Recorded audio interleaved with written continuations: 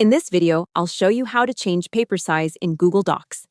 If you need your document to match a specific print format like letter, A4, or another standard paper size, Google Docs lets you change that from the Page Setup menu. Google says paper size is part of the page settings, along with orientation, margins, and page color.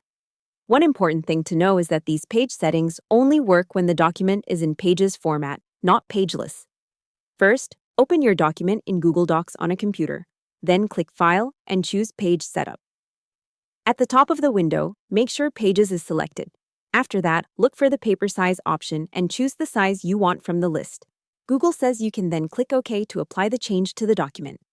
If you want future documents to use the same paper size automatically, Google also says you can click Set as Default in the Page Setup window.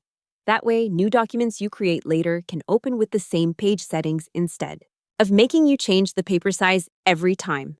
Now, if you are using the Google Docs app on Android, the steps are a little different. Open the document, tap Edit, tap More, then choose Page Setup. From there, tap Paper Size and select the option you want. Google's Android help page shows paper size as one of the built-in settings you can change directly in the app. There is also one important limitation to remember.